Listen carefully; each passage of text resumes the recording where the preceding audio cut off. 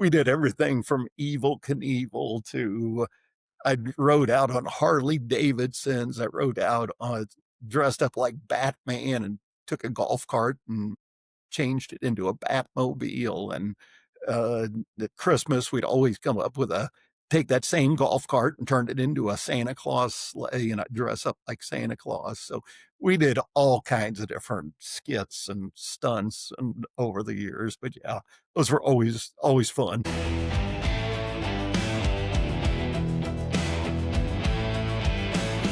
One degree of separation.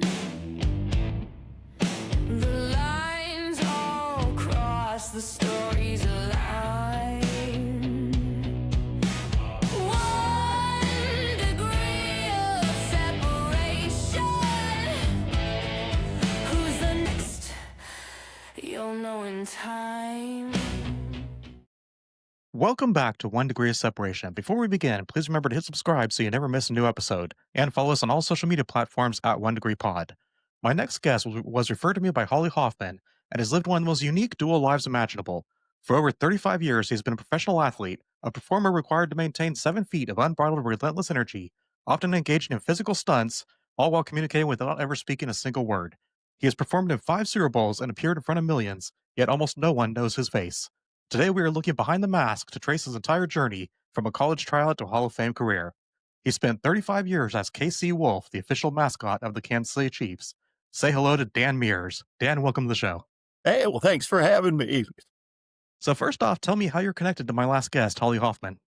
Holly, I met Holly probably 8 to 10 years ago.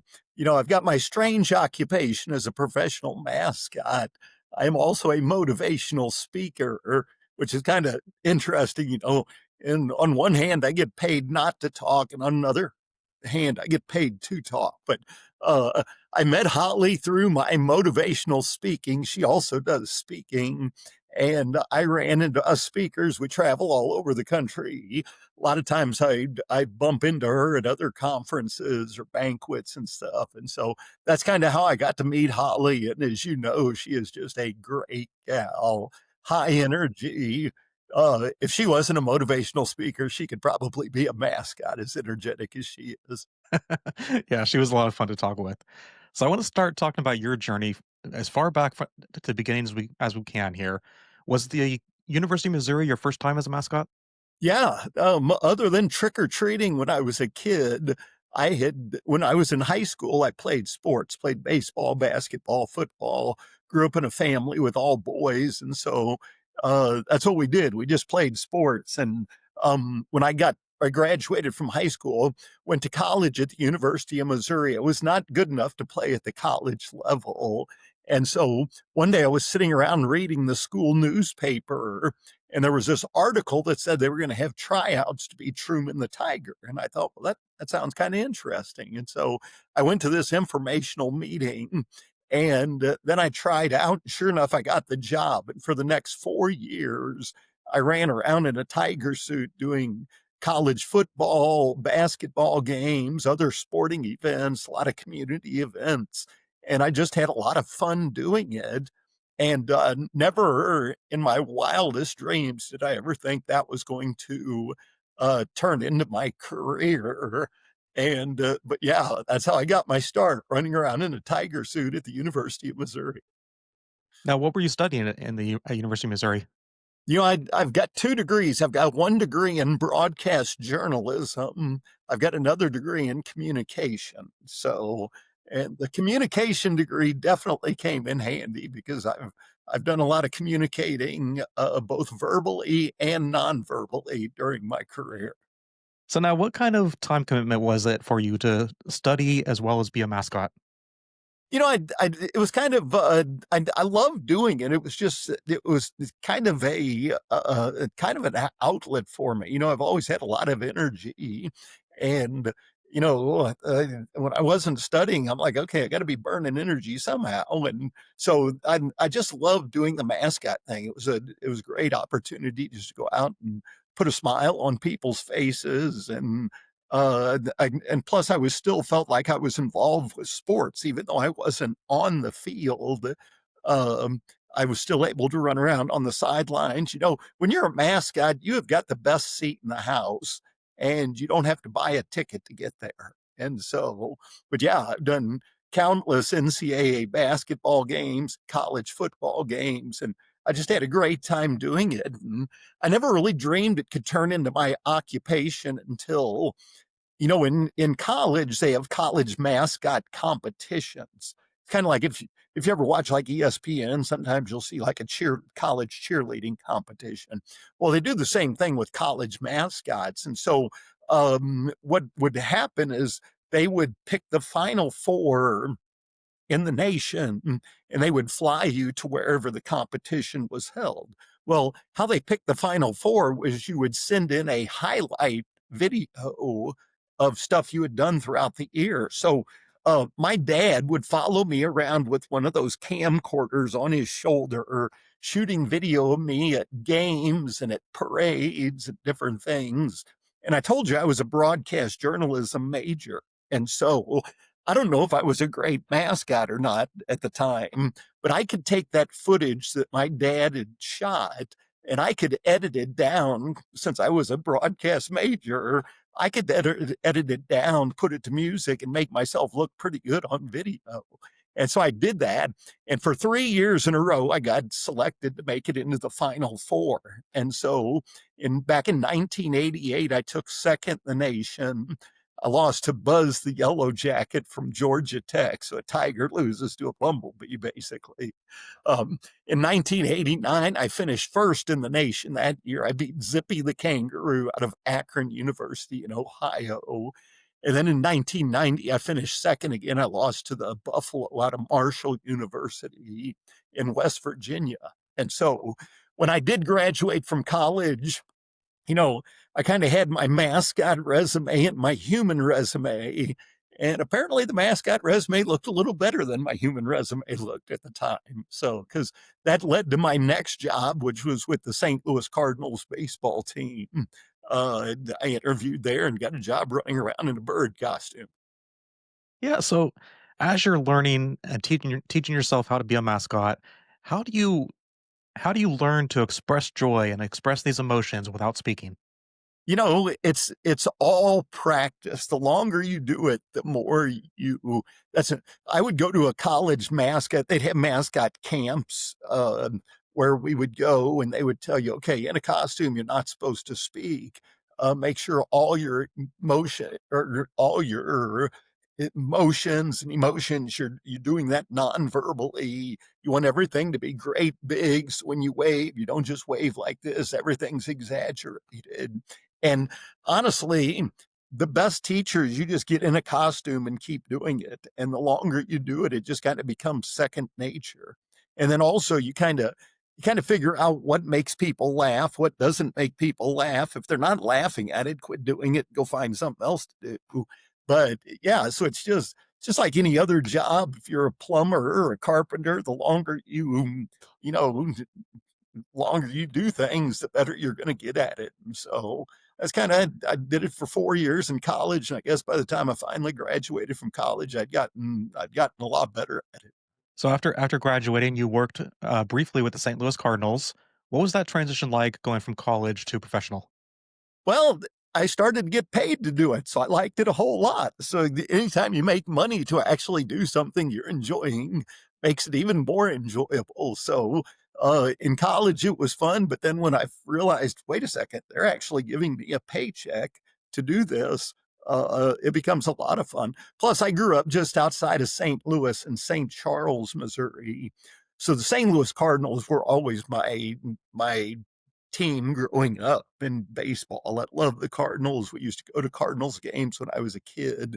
And so to have the opportunity to run around as Fred Bird, their mascot, was just kind of a dream come true. And I was doing it, having a great time.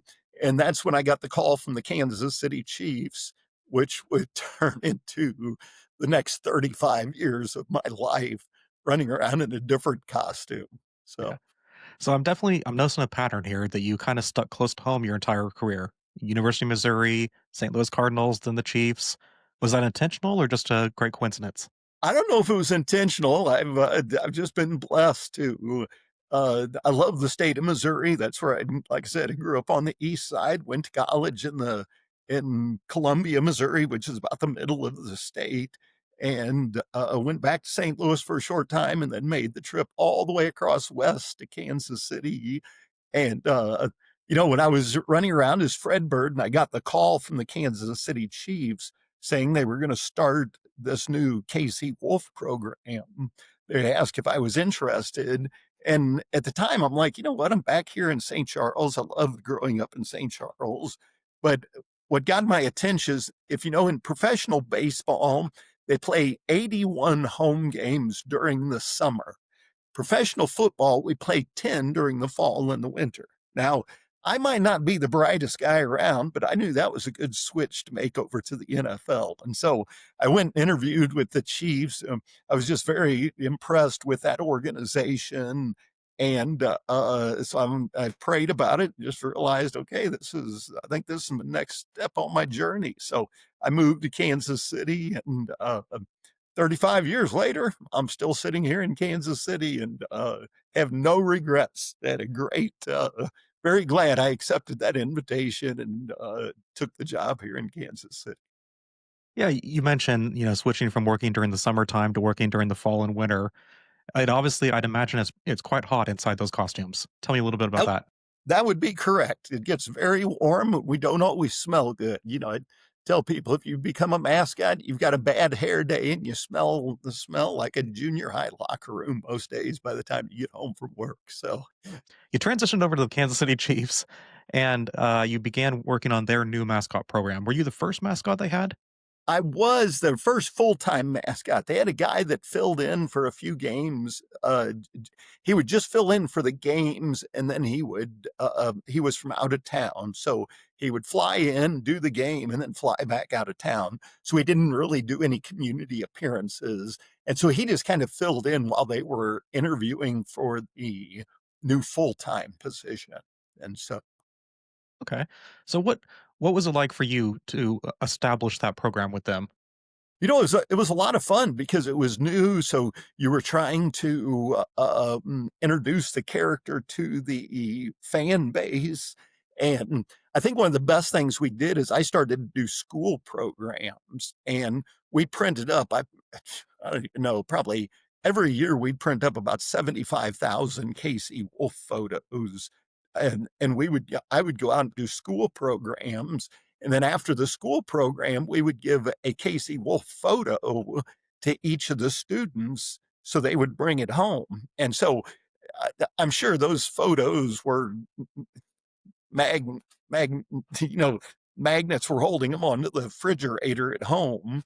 And so the kids would kind of educate the parents as to, okay, who is this thing hanging on the refrigerator? Well, it's the Chiefs mascot. And so, but after a couple of years of doing school programs and running around at Chiefs games and just doing countless birthdays and weddings and nursing homes and parades and grand openings and churches and we people got to know Casey Wolf pretty well, so it became established, and that just once you get it established, it makes life a lot easier. Yeah, I remember growing up in a small area that we didn't have a professional team anywhere nearby. But I remember at school we had, the DARE drug program, the Stay Off Drugs program, Mhm. and they had a big dog as their mascot that came in Yes, and saw us. And I just remember that being a special experience. So yes. I can totally relate to what those kids got with you. And I've done several appearances with the Dare Dog over the years, so okay. along with the Chick-fil-A cow and Chuck E. Cheese and you name it. As you can see from my bobblehead collection back here, I've got bobbleheads from every NFL, NBA, Major League Baseball, and NHL team as well. So Wow. Very impressive. For 35 years, your job was to be the ultimate source of energy. How did you power through and motivate yourself on days when you just weren't in the mood to be doing it? That's a good question because I tell people my job was the greatest job in the world until you woke up and you felt sick or just felt kind of, everybody's got those days where you're just like, I do not want to get out of bed today. and those were always challenging. But it's like I always tell my kids, God didn't wake me up today to be mediocre, and He didn't wake you up today to be mediocre either. And I've always believed that I've got a platform, and it was a crazy platform as an NFL mascot to go out and hopefully make a positive impact in the lives of others. And when you go into it with that mindset, just knowing that, and then once I got there and was in costume and running around doing my thing, I mean, at that point, once you put the costume on and head out, then the energy just kind of hits you. When you see your first kid smile or hear somebody laugh, then you're like, okay, this is why I do what I do. And so, but yeah, I think it just I would wake up each day and know that God didn't put me on this earth just to make a living. He put me here to make an impact. And that was my goal each day, is just go out and hopefully bring a smile to people's faces. And I share with you a quote that used to hang on my desk at Arrowhead Stadium. It said that Laugh, laughter is like changing a baby's diaper.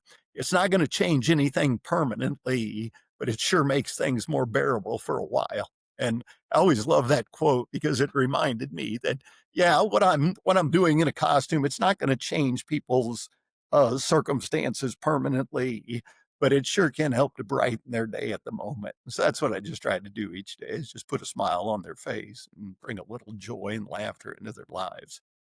Yeah, and I think as I was doing my research on you before this interview, I saw a quote somewhere, I don't know if it was on your website or in a video that you had done, where you said you can either choose to rise and shine or rise and whine. I Yes. loved that.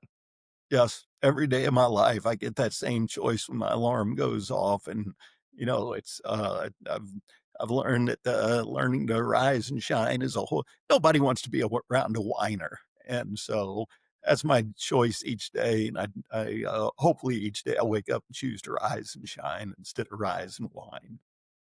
Tell me a little bit about what your typical day was like on game day. Did you have scheduled appearances? Did you just tell me about the typical day?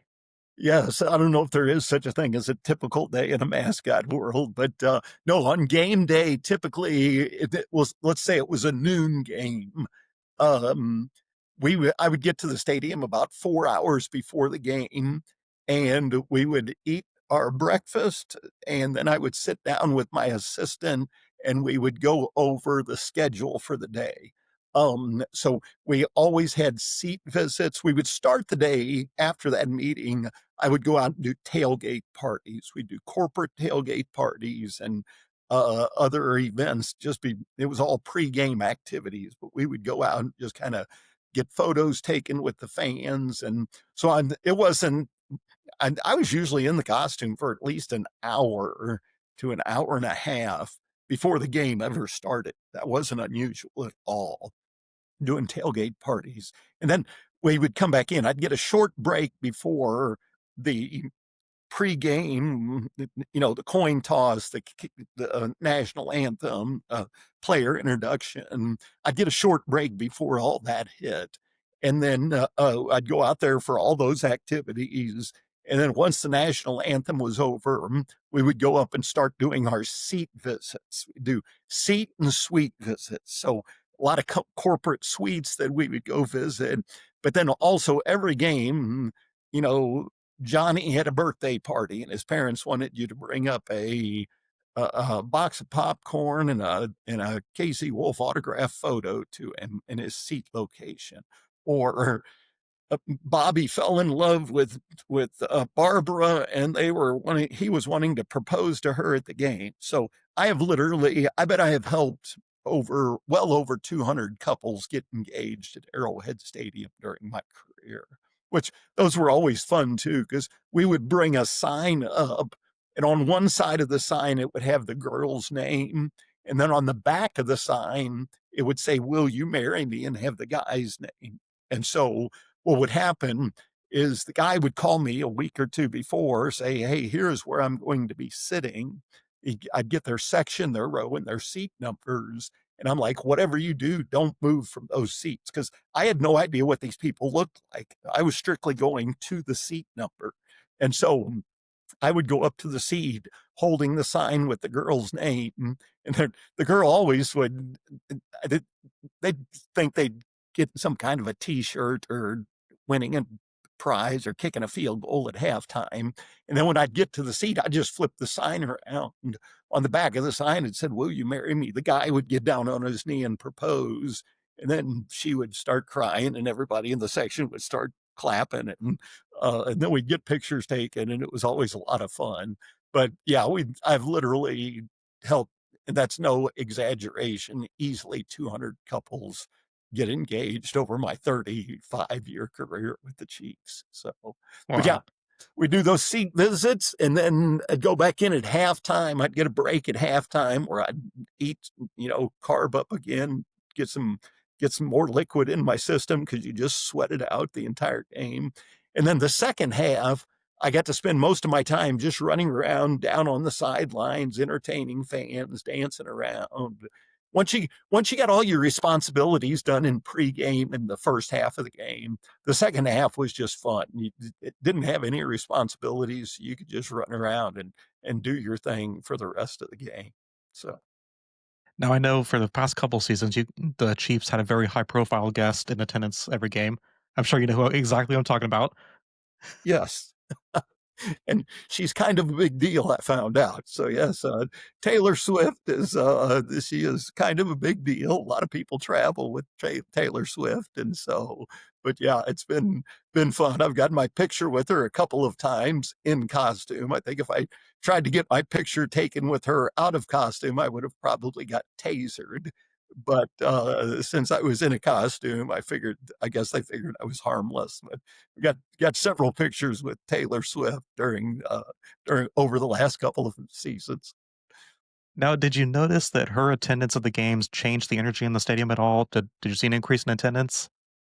You know, I don't know. So the Chiefs have been to 5 out of the last 6 Super Bowls. I think that right there is what helps attendance. So I'm sure Taylor Swift didn't hurt the attendance, but I definitely think we have a lot more junior high girls and young ladies cheering for the Chiefs now that since Taylor Swift has started dating Travis Kelsey. So Yeah. So now you mentioned the Chiefs went to quite a few Super Bowls. What's the yes. difference between performing as a mascot at a regular game versus at a Super Bowl? Super, Super Bowls, the excitement level is taken up several notches. And as a mascot, though, honestly, uh, it's I don't want this to come across wrong. Okay, so let me just say that in advance. But performing is easier at a regular game than it is at a Super Bowl because at the Super Bowl, you are kind of a dog on a leash. There is only certain areas I can go to. Whereas if it's a regular game at Arrowhead Stadium, I walk around and pretty much do whatever I want to because it's home field and I just go do my thing. At the Super Bowl, I could only perform behind the Chiefs end zone. So, at the Super Bowl, they paint one of them with the Chiefs logo, and then the other one was with whoever we were playing that particular Super Bowl. Well, I could perform behind the Chiefs bench, that sideline, or I could perform behind um, the the end zone with the Chiefs logo painted on it. I cannot go behind like the Philadelphia Eagles bench or behind their logo. So I could only perform in that L shape, basically. And so, and plus, I couldn't go up into the stands. At Arrowhead, I used to go up into the stands all the time for a regular season game. So you do a lot of walking around in that L shape, dancing around. But I figure most people don't pay that much money to come to a Super Bowl game to watch the mascot anyway. So, Oh, but it adds a great thing to the experience, though. I'm sure. yes, and it was a lot of fun. I wouldn't trade those 6 Super Bowls for anything. A lot of fun performing at those. So now there's obviously a very heightened sense of security at Super Bowl games. Did you Yes. have higher security practices you had to go through pregame? Yeah, well, you get there just so much earlier. You get there probably 8 hours before kickoff instead of 4 hours before kickoff. I would travel with the cheerleaders, and I mean, we had security on the bus with us. And then once we got there, of course, they'd check out your bags and scan everything and make sure there wasn't anything that, was trying to get into the stadium that shouldn't be. And so, yeah, definitely heightened security. And you definitely, they, we just got there 4 hours earlier than we usually got there. So it was, if it was a kickoff at 5 o'clock in the afternoon, we would get to the stadium by about 9 o'clock that morning. So there was a whole lot of sitting around waiting once you got into the stadium, which was okay because you could walk around, take a lot of cool photos before all the crowd showed up. Nice. So now, being a mascot, you obviously did quite a few stunts. Tell me about some of your more memorable ones. Yeah, we did. I mean, we did everything from Evil Knievel jumping. I would dress up these little dummies like the opposing team. I'd build a ramp, and then I would ride this little motorcycle and jump off the ramp, and we'd set off smoke bombs to make it look real dramatic. And so we did everything from Evil Knievel to I rode out on Harley Davidsons. I rode out dressed up like Batman and took a golf cart and changed it into a Batmobile. And uh, at Christmas, we'd always come up with take that same golf cart and turn it into a Santa Claus sleigh, and I'd dress up like Santa Claus. So we did all kinds of different skits and stunts and over the years. But yeah, those were always fun. So now that there were times though that it wasn't always fun. I know in November 2013, while practicing one of those stunts, you had a severe accident. Tell me about that. Yeah. So we had done a skit earlier that year where I zip lined into the stadium, but basically there's a company comes in, they set up a zip line that stretches from the lights on one side of our stadium all the way to the lights on the other side of Arrowhead Stadium.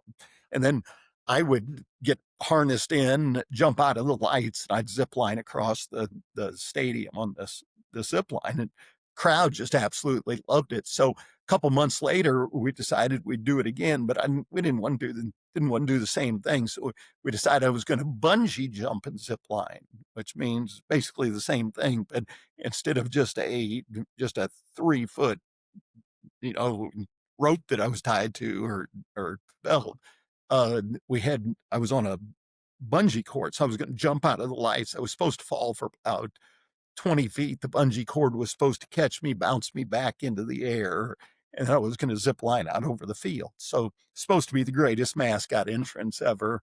Well, unfortunately, things didn't go as planned that day because when I jumped out of the lights, because of the slack that was still in the zip line, instead of falling 20 feet, I fell approximately 70 to 75 feet. I hit the seats in the upper level of the stadium, hit the seats so hard I knocked 2 seats out of the concrete. So, if you ever go to Arrowhead, swing by section 324, row 32, seats 22 and 23. Those look a little bit newer. That was thanks to me. But but yeah, so thankfully this all happened on the Saturday before the game. The next day was the game. So we were just doing a practice run, and that's when I got hurt.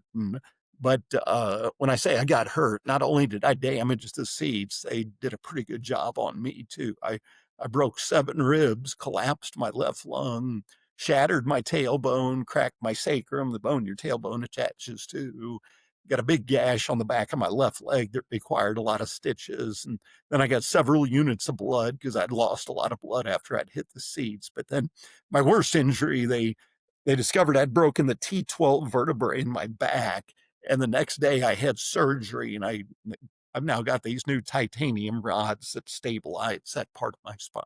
So, but yeah, I ended up I spent 9 days in hospital and 6 months off of work doing therapy and rehab, just trying to get back to where I was. And so, but yeah, those kind of experiences will change you. They'll open your eyes as to what's important in life and what's not so important. And yeah, just learn so many lessons during that challenging and difficult time. But I I've always believed that there's no such thing as accidents. They're all just incidents in God's perfect plan for my life. And I believe that. I look back on it now. And during that 6 months I was off work, I realized I could sit around and feel sorry for myself going to the physical therapist or physical terrorist, I called him. But if you've been there, you know why. But, or I could do something productive. So when I'd finish my physical therapy appointments, I'd come back home and I decided I'd write a book. And so I did. I wrote my first book called Wolves Can't Fly, since I proved that wolves can't fly. But it's all about my career as a tiger and a bird and a wolf and places I've been all over the world and people I've met and just, I mean, crazy mascot stories. I could stand here all day and tell you crazy mascot stories. I mean, I've walked 5 women down the aisle on their wedding day dressed in a costume. I've been best man in probably 10 or 11 weddings, and I didn't even know who the groom was, but I was his best man. I stood in a wolf suit wearing a tuxedo, holding a ring in my paw. And I've been flower girl in weddings and just, but I had people tell me for years, you just got so many crazy stories that you should write a book. Well, I figured this is my opportunity. And so I did. I wrote this book. And the best thing about writing a book is people think you're smarter than you really are. And so and that's kind of what turned into my starting to do motivational speaking, where I first met Holly Hoffman, is I wrote this book and I started to get requests to go speak at places. And what I've learned as a speaker is I'd spoke to kids for years. And when I started to speak to adults, I'm like, what do you talk to adults about? Well, come to find out, adults are just big kids. You talk to them the same way. You tell them stories, you show them pictures, you make them laugh, then have a good message, and then know when to shut up and quit talking. And so, and I've learned I started to do that. And now I just speak at conferences all over the country, everything from educators to banking and finance to insurance to agriculture. I mean, it's a little bit of everything, but it's been fun. I meet a lot of nice people and travel to a lot of interesting places. And the most rewarding part is all the money that we make off of the book sales. I think I may have told you we give that to charity. So I don't make a dime off the books. We give it to homeless shelters and orphanages around the world. And that's been the most rewarding part of my job. And I enjoyed giving money away so much. I wrote a second book and I called it Mascot on a Mission. And that book's all about the Chiefs' Super Bowl runs, all the different Super Bowls we've been to. It's got a bunch of pictures of all the places that there's been Super Bowls, but also these orphanages around the world. I have made trips to India and Africa and Haiti and Dominican Republic and, just all over the place. And it's fun in a costume. I can communicate with kids in any language in a costume because it's nonverbal. And it's fun just to watch the kids' faces when you walk into these orphanages dressed in a costume. And when you talk about football, they all think soccer because once you're overseas, American football, that you hear football, you all think soccer because that is the favorite sport overseas. But yeah, it's been fun. Just like I said, just hopefully just using my platform to go out and make a positive impact in this world and just hopefully bring a little joy to others who are less fortunate. Yeah, I mean, that sounds like an incredible journey. You chose to retire just this last year from full-time mascot work and start speaking as you just discussed. What was that moment that you made the decision to retire?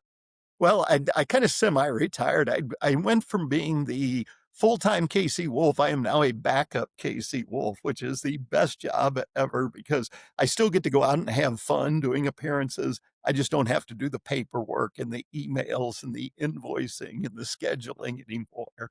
And so I've still, like this week, I think I've got 3 appearances where I still get to go run around in a costume and have fun. I just don't have to come back home and start scheduling and returning emails and all that stuff. So, but yeah, I had thought about it, and there were several things happened this past year. My I became a grandpa, and that not once but twice. So my oldest daughter and her husband had a little girl, and then my son and his wife also had a little girl. And so I told the chiefs, 35 years is a long time in a costume, and it doesn't get easier as you get older. And so Father Time catches up with everybody. But I told the Chiefs I was a full time mascot and a part time grandpa, and I wanted to be a full time grandpa and a part time mascot. And they were excited that I would. And I told them I'd stick around and I would help in any way the transition to the new full time mascot. And I'll be as helpful as I can to make that transition as smooth as possible. And so, and then also, I don't know what you know about my story, but my wife got sick about 2.5 years ago. She had ovarian cancer shortly after Super Bowl 57. She was diagnosed with ovarian cancer, and she had surgery and then went through chemotherapy and treatments for over a year. And in August of 2024, we thought she was cancer free, and we were just so excited about uh, that journey kind of being a thing of the past. Well, and we had a party planned for her and a vacation planned. Unfortunately, we had to cancel those because her she started to feel bad. So we went back to the hospital, and her blood counts were just it ran more tests. Her blood counts were going crazy, and we learned that she had acute myeloid leukemia. And so once again, she had to go back in the hospital, back on chemotherapy, trying to get her cancer into remission.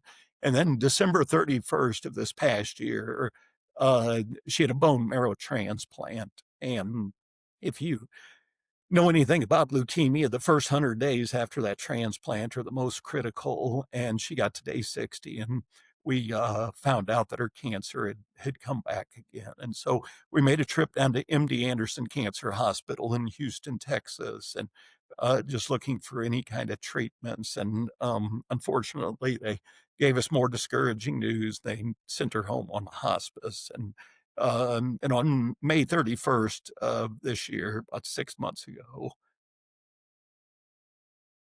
I, I tell people that my wife left me for the only man in her life that she ever loved more than me, and that's Jesus.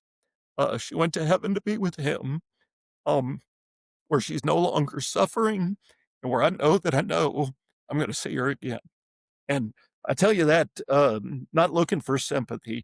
I tell you that because I tell you one of the greatest lessons that I've learned the past 2.5 years that we've been on doing this cancer journey.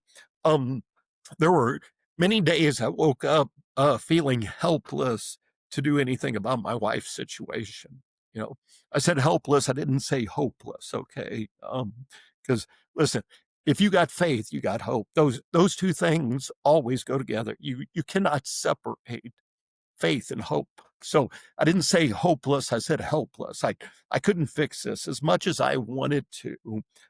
I couldn't fix this. I could love my wife. I could care for her. I could pray for her. I could do my best to support her and encourage her each day, but I couldn't fix this. And so there are many days during that period that I'd wake up with this heavy feeling, and on my way past my dresser each morning, I always pictured I had two bags that sat there every day.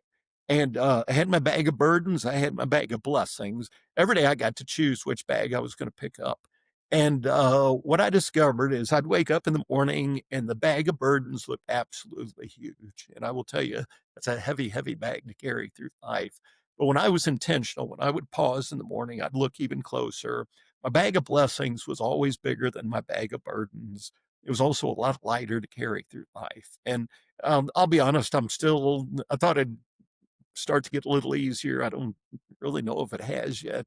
I'm still trying to learn how to carry or trying to learn how to hold gratitude and grief at the same time. And that's a really hard lesson to learn. But I'm getting there. And once again, I know that I know that God will use that story to hopefully impact some other lives as well. I share that part of that journey when I go out. I do motivational speaking at conferences, And there's a lot of people that are going through some really, really hard things in life. And I know that he always has a way of using our stories, the good, the bad, and the ugly. And so that's what I intend to use it to hopefully go out and continue to make an impact in the lives of others because she was a special, special gal. She was married to an NFL mascot for 32 years. And I'll tell you, I didn't look good. I didn't smell good when I came home from work, and she just kept loving me anyway. So I miss her a lot. I know Yes. I'll see her again. Yeah, cancer definitely doesn't discriminate. I've been through a similar experience. My mom passed away from cancer about 10 years ago. So I Sorry. yeah, it's Yep, just it's tough to go through. it is. But I do kind of want to end things on a little bit of a happier note here. Yes. You mentioned being a father and grandfather. What was it like for your kids growing up having their dad being Casey Wolf? That's funny because all three of my kids took me in for show and tell when they were in kindergarten. So they were like the coolest kids at the school when their dad came in for show and tell. So and we'd go trick or treat together. I remember the Halloween that I went as the wolf. My kids were the three little pigs one year, which was a whole lot of fun. And so, but yeah, I was really cool. And then once you get to junior high, um, I don't care what you do. I don't know that your kids really think you're cool anymore, but their friends still thought I was cool what I did for the Chiefs. And then on through high school, I think they began to realize, you know what, this is kind of a cool thing. Dad gets us tickets to games. We get to do a lot of things that most kids don't get to do. And so, other than those junior high years, I think I was a pretty cool guy, or at least they thought I was a pretty cool guy. And now, as they're grown up, it's kind of fun.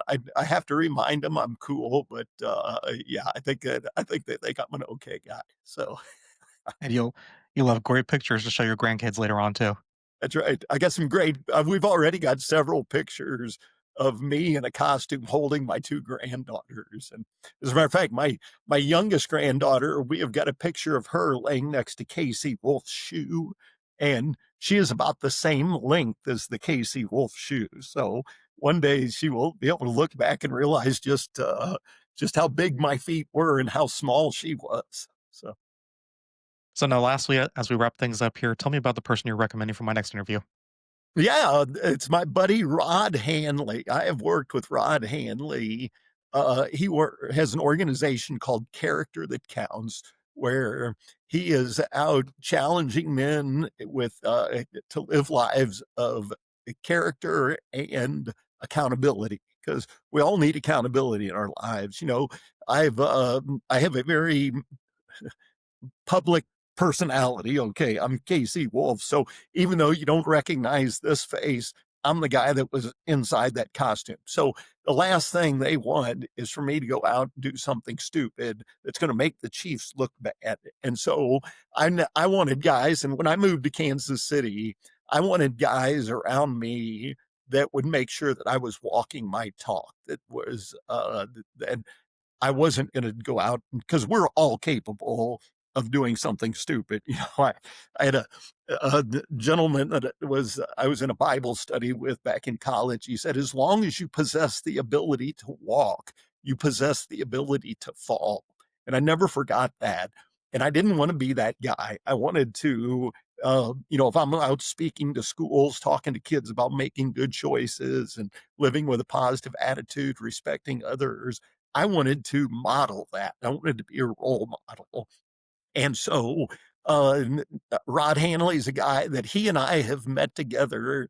We've been meeting every week for the past 32 years. We meet on Mondays, and he asks me the tough questions to make sure that I am living my life the way I should be, that I am spending time with my family, being the husband I was called to be, being the father I was called to be, just making sure that I'm not doing things that are going to get me into trouble. And so, yeah, he's been a huge blessing in my life, and I know he's going to be a huge blessing to anybody who tunes in for that podcast. He's written like 20, I think 20 books, something like that. I've written 2, and I'll tell you what, I didn't think I was gonna get through those 2. This guy has written, like, 18 to 20 books. It's Wow. crazy. So, but, Yeah. yeah, super nice guy, and, you'll enjoy him a lot. Awesome. I really look forward to talking to him. And thank you so much for your time, Dan. This has been great. Alright, I appreciate you having me on, and go Chiefs. Yeah. And thank you everyone for listening. Hit that subscribe button and follow us on social media at One Degree Pod. Have a great day.